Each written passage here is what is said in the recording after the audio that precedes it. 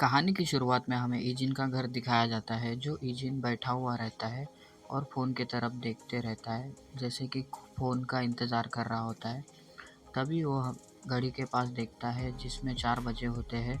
Eigen फिर pushup मारने लगता है। तभी फिर हमें एक बार और घड़ी दिखाया जाता है जिसमें 7 बजे होते हैं। फिर ईजिन पुलअप्स मारने लगता है और फिर तभी वो नीचे उतरते हुए अपने पसीने पोंछने लगता है और कुछ सोचने लगता है। तभी वो उस फ़ोन के पास फिर दोबारा देखता है। तभी ईजिन को डायुन आवाज़ देते हुए कहती है कि ओप्पा। तभी डायुन को देख के ईजिन उसकी तरफ देखता है और फिर कहता है कि हाँ। फिर डायुन कहती है कि क्या मैं थोड़ी देर के लिए अंदर आ सकती हूँ? डायुन को ऐसा देख के ईजिन स्माइल करता है और कहता है कि हाँ, क्यों नहीं। फिर डायुन रूम के अंदर आते हुए चेयर पे बैठ जाती है और ईजिन और डायुन एक के सामने होते हैं, फिर कुछ बोलते नहीं। फिर थोड़ी देर के बाद डायुन कहती है कि आपने कहा कि पहले मुझे बचाने वाले लोग आपके कलीग थे। तभी ईजिन कहता है कि हाँ। फिर डायुन कहती है उन्हें बताना मेरे तरफ से कि कहना कि थैंक यू। तभी ये सुनकर ईजिन कहता है कि क्या? तभी डायुन कहती है कि जब मुझे किडनैप कर लिया था तो मैंने हार मान ली थी। मुझे घर के किसी के प्रवेश के अलावा और कुछ भी याद नहीं है। जब मैंने होश में आई तो मेरे हाथ और पैर बांध दिए हुए थे और मेरे आँखों पे पट्टियाँ ढक दी थी। मैं बहुत डर गई थी। फिर आगे कहते हुए कहती है कि लेकिन कुछ ही देर में बाद बाहर से हंगामा हुआ और किसी ने मेरे हाथ पैर खोल दिए। जिस व्यक्ति ने मुझे बचाया उन्होंने एक बात कही कि अब यह ख़त्म हुआ, मैं अब तुम्हारे भाई के पास ले चलूँगा। ये ये बहुत अजीब था, लेकिन मैं बिल्कुल नहीं डरी नहीं थी और उन्होंने मुझसे आँखों से पट्टी हटाने के लिए कहा था, फिर भी मैंने उन्हें ठीक से नहीं देखा।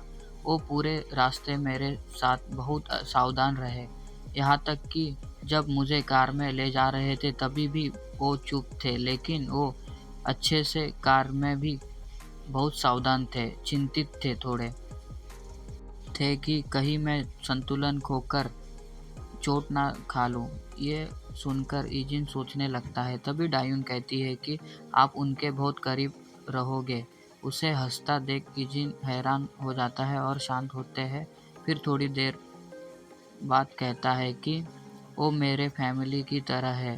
तभी डायुन कहती है अच्छा ऐसा, प्लीज़ तुम मेरे लिए उनसे थैंक यू बोलना। तभी ईजिन कहता है कि हाँ, मैं उनका ज़रूर बताऊँगा। फिर सीन शिफ्ट होता है और हमें एक कर्नल को दिखाया जाता है जो कह रहा होता है कि हमारे 3 बेस पर हिट हुए हैं।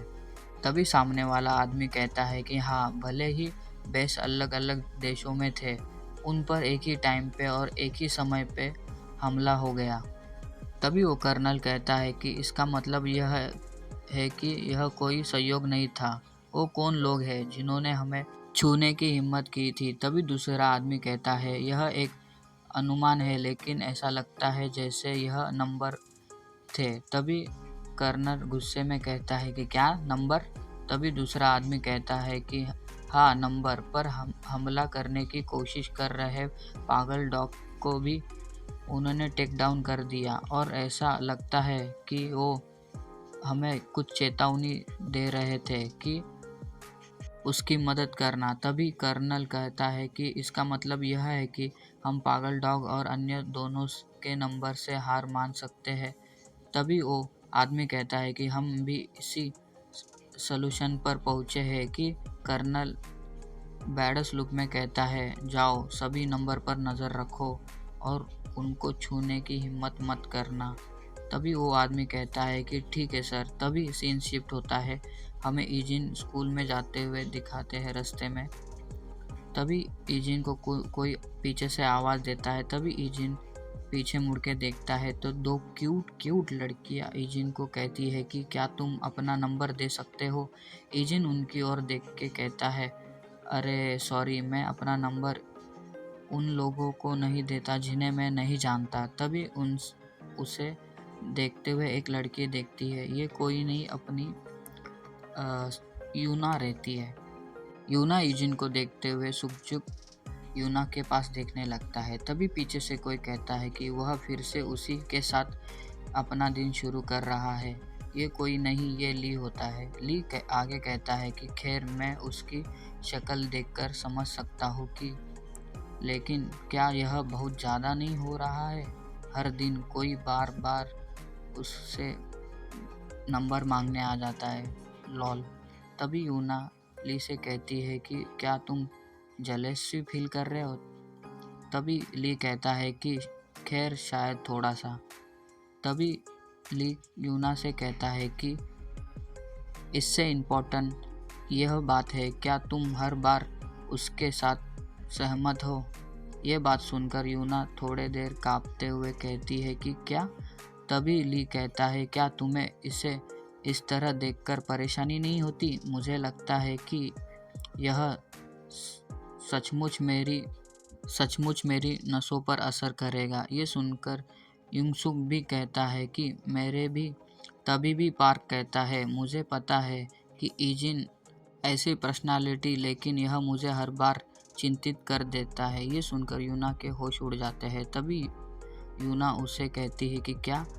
इससे मुझे क्या परेशानी होनी चाहिए? ये सुनकर तीनों यूना को देखने और घूरने लगते हैं। यूना को ऐसा देखकर सुजुक देखने लगता है। तभी यूना मुंह इधर उधर करने लगती है। तभी कहती है कि क्या? तभी ली गुस्से से यूना को कहता है कि क्या तुम हमें पागल समझते हो? तभी सुजुक कहता है कि जब तुम ईजिन के साथ होते हो तो तुम हमेशा उसे ऐसे ही देखती रहती हो। हम यह क्यों नहीं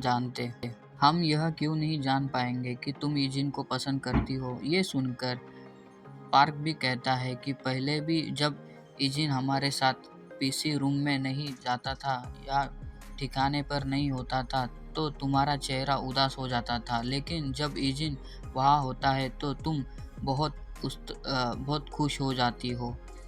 ये सुनकर यूना के चेहरे लाल हो जाते हैं और वो ब्लश करने लगती है और कुछ नहीं कहती। तभी सुखजुक आगे कहता है कि क्या तुमने सोचा कि वह इसे नहीं देख रही हो? तभी ली कहता है कि क्या तुम हमें पागल समझती हो? तभी पार्क कहता है, सुखजुक असली प्रॉब्लम है, यह कभी भी ये नहीं बता पाता, इसलिए उसे पता नहीं चलता। तभी सुखजुक ये सुनकर कहता है कि मैंने कहा ना, ज़रूरी नहीं समझता। ये सुनने के बाद यूना ज़ोर से कहती है कि बस हुआ, ये काफ़ी है। सभी लड़के उसके पास देखने लगते हैं। तभी यूना को देखने लगते हैं। तभी यूना पीछे मुड़ के कहती है कि मैं ठीक हूँ, इसीलिए इसके बारे में चिंता करना बंद करें, मैं ठीक हूँ। तभी ली कहता है, यूना, वह इससे संबंध बनाने से स्वरूप में कमज़ोर है। मैंने सोचा कि वह अधिक अस्वस्थ होगी। ये सुनकर सुखजुक एक राहत की सांस छोड़ता है। तभी हमें क्लास का सीन दिखाया जाता है। तभी यूना को दिखाया जाता है जो अपने ख्यालों में खोई रहती है। ये सोचती रहती है कि ली ने उसे क्या कहा था, मैं यह क्यों नहीं पता कि तुम्हें ईजिन पसंद है। यूना सोच में रहती है। फिर वो ईजिन के तरफ देखने लगती है। तभी ईजिन यूना के पास देखने लगता है। तभी यूना अपनी मुंडी चेहरा दूसरे जगह कर लेती है। ये देख के सुजुक यूना के तरफ देखने लगता है। फिर यूना अपने ही खोई रहती है। तभी ईजिन थोड़ा सा उसके ओर देखने लगता है। अरे यार, ईजिन अपना शक लौंडा है, क्या उसकी लव स्टोरी हो पाएगी? वो कुछ जानता भी नहीं उस बारे में। तो देखते हैं आगे के चैप्टर में। चलो बाय, मिलते हैं अगले एपिसोड में।